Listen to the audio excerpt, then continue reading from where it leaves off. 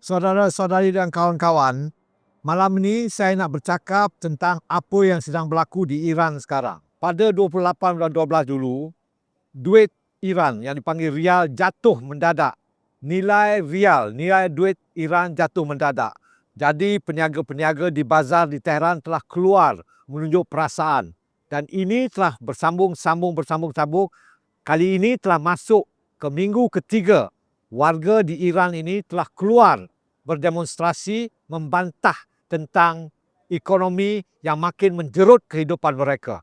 Ini memang satu permasalahan yang amat besar. Kenapa duit rial Iran ini jatuh? Kita harus memahami bahawa ini kerana sekatan ekonomi yang dilakukan, yang dikepalai oleh Amerika Syarikat, di mana minyak Iran telah dilarang dijual, di mana ekonomi Iran telah dicekik sehingga menjadikan ekonomi Iran terganggu. Dalam masa yang sama juga, kita harus mengkritik, kita harus mengatakan tidak puas hati kepada kerajaan Islamic Republic Iran kerana mereka mengganggu-gugat kehidupan.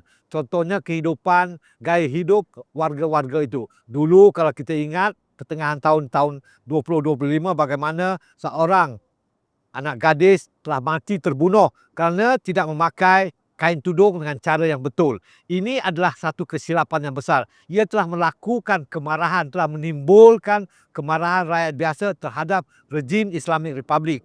Hari ini, kemarahan ini telah berubah. Kemarahan kali ini ialah kemarahan ekonomi, di mana memang betul rakyat Iran sekarang ini terdesak. Dalam masa yang sama juga kita lihat bagaimana di Tehran sendiri diberitakan telah kekurangan air.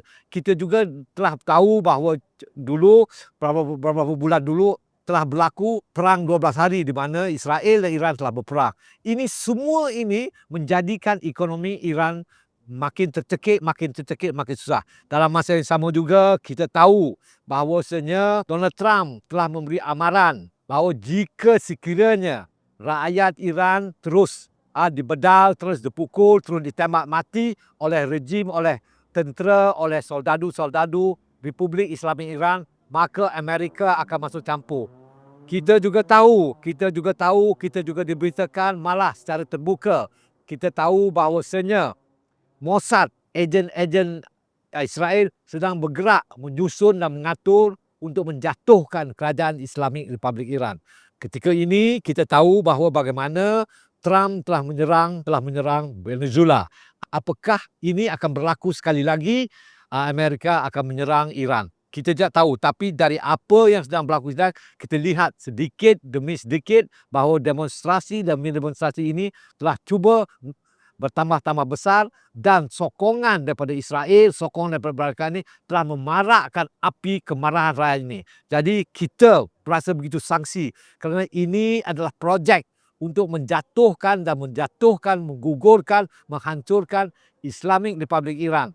Jangan lupa, pada ketika ini dikatakan kepala demonstrasi ini ialah anak Shah Reza Pahlavi dulu, iaitu yang klaim diri dia raja yang kini duduk di Amerika Syarikat. Dia ini telah mendapat dana, telah mendapat perbelanjaan, telah mendapat sokongan daripada Israel dan Amerika untuk menggantikan, menjatuhkan kerajaan Republik Iran.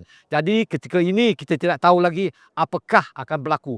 Dari apa yang kita lihat, apa yang kita dengar, apa yang kita baca, bahawasanya pertempuran terus berlaku. Telah diberitakan lebih daripada 40 orang warga yang berdemonstrasi telah mati terbunuh. Jika ini berterusan, maka kemungkinan besar Trump akan menghantar bala tentera. Apakah akan menghantar bala tentera? Kita tidak tahu. Tapi apa yang berlaku ialah projek ini untuk menjatuhkan Iran ini sedang bergerak lancar. Kenapa? Ini adalah projek Zionis Israel. Amerika dan Israel mahu kerajaan Iran ini gugur, hapus, ditutup dan digantikan dengan kerajaan baru yang akan menjadi sahabat baik kepada Zionis Israel. Inilah projek yang sedang berjalan. Jadi kita sebagai warga Malaysia harus memberi perhatian. Saya sendiri menyokong, bukan saya menyokong tunjuk perasaan, saya menyokong kerajaan Republik Iran ini kerana inilah satu-satunya kerajaan yang betul jujur, tegas, memberi dana, memberi senjata untuk menyokong perjuangan pembebasan Palestin. Yang lain, negara-negara lain hanya bercakap, tidak mengeluarkan dana, tidak mengeluarkan senjata. Tetapi kerajaan Republik Islamik Iran mengeluarkan dana, mengeluarkan senjata, menyokong Hamas, menyokong Hezbollah. Inilah, jikalau kerajaan Islamic Republic Iran Ayatollah Khamenei ini jatuh, maka rakyat Palestin akan kehilangan seorang sahabat yang karib sekali. Jadi kerana itu kita harus memberi perhatian.